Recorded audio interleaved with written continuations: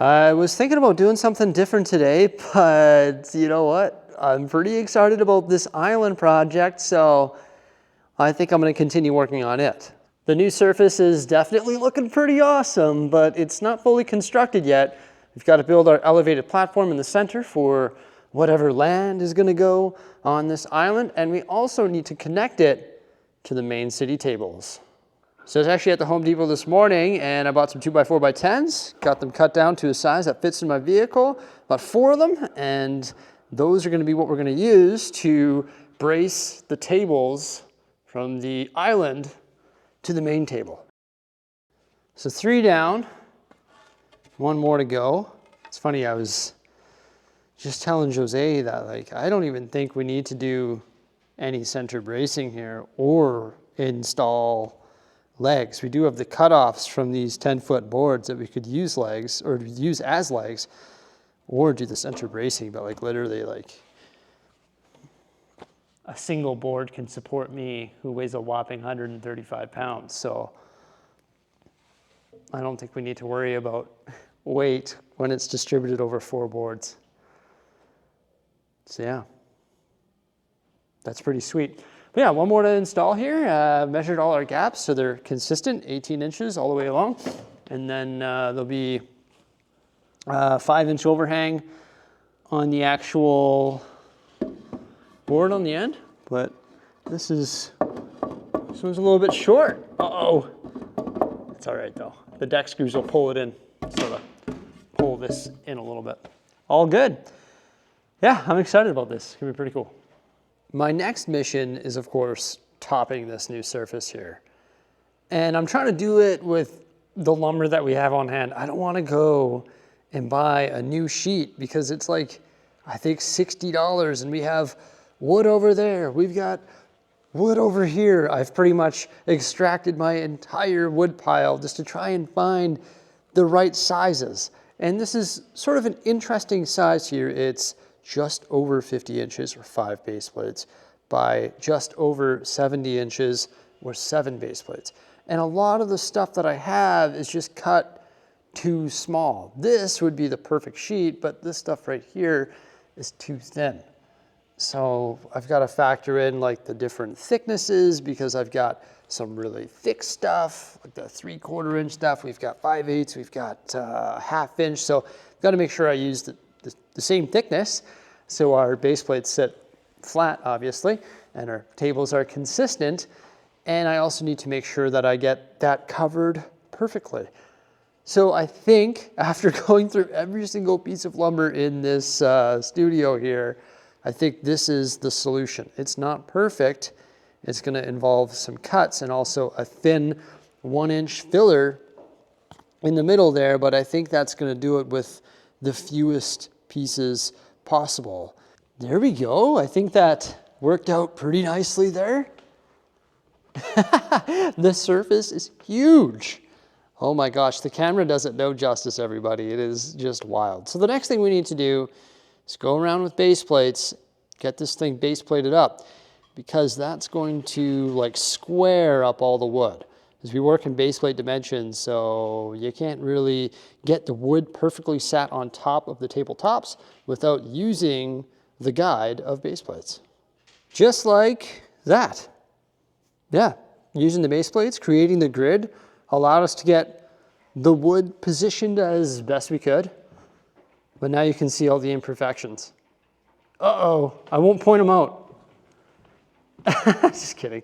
I'm going to point them out. There's a little bit of an overhang right here. But once again, doesn't matter. When we mills plate that, it'll be all good. And then there's a little bit of gap happening in some areas, but we built this using the wood from our wood piles. So there's so many sheets on top. 1, 2, 3, 4, 5, 6. So rather than using what would it be? 4 sheets, there's a ridiculous amount of sheets. So there's a little bit of imperfections because of that, but you can sort of cover that up with the Lego. And it feels good just using the spare elements that we have, right?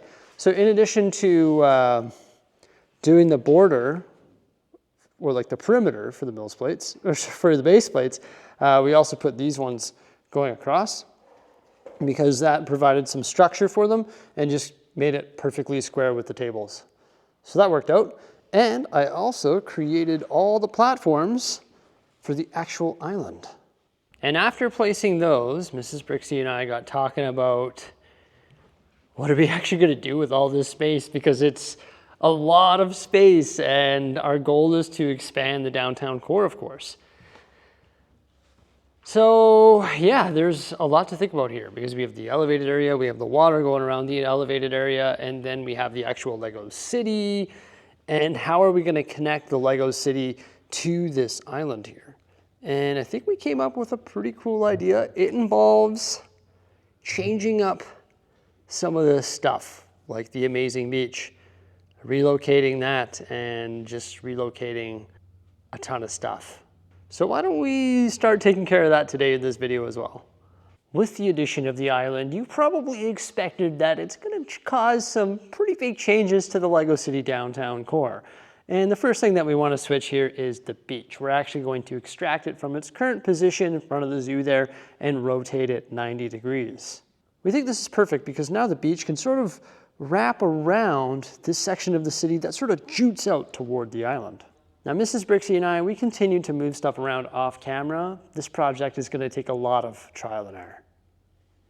So with that said, none of these changes are officially set in stone, but this is what we've come up with so far. So rather than having the beach right here along the old fishing store, we're actually going to have it turn and go this way. And hopefully, maybe wrap around these buildings. We actually disconnected these little mini modular buildings, which are sort of like mocked up from the Creator 3-in-1 sets, and we put 4 of the 7 on the back side. So now these buildings can wrap around, leaving a nice spot for a new building there. And I think this beach could wrap around this whole section, which might be pretty cool. You know, you got this beach that's sort of going in different directions, right? It like flows like this. I think it's a lot more like dynamic and less of a straight line, which is one of the reasons why I'm excited about this project, is because I want to try and free up space from the city just so we can try new interesting things. I'm going to discuss those plans a little bit further, but first off, I need to re-mention this. I did mention this when I originally showcased or talked about these plans. Yes, this will be relocated. There's been a lot of concern about this, and this is the deep sea area. It will be relocated. I moved the cabinets, so put those back underneath the table. Those are going to be relocated as well. But the deep sea is actually going to go right here, and it's going to span leg to leg, and it won't be as deep. So it's going to be pretty cool. Also, once we get the deep sea area framed in there and we built that and we get everything sort of somewhat permanent, I will be putting skirting on this section of the Lego city. So you won't see the table frames, but rather you're going to see a nice clean black skirt. So one of the first things that I like to work on when working on a new Lego city layout is, of course, the road configuration, because I need to know how the road is going to go from the main Lego city to the new island. And we figured it would be best to try and get this road on one of the sides rather than having it pass through the middle. And we decided to put it on this side here. And this is going to be an elongated bridge that starts over here after passing over these train tracks and goes up over the water and connects to the raised portion of land over there. Now, to fit this here, we had to make some pretty drastic changes. So we actually had to disconnect this train track and move this over 2 base plates or 4 segments of train track. It used to start curving right here, but we moved everything over 2 base plates, and included in that is the angled road. So now the angled road goes right to the front of the zoo, which frees up 6 base plates right here for more modular buildings, which is excellent because that's an expansion for the downtown core. So that's great. And it moved all of this over 2 base plates, and included in that is these 2 curves, which are going to be very easy to reconnect over there. And then we also moved over the 1950s diner and the parking lot into that open space that we have over there, which used to be like an expanded beach.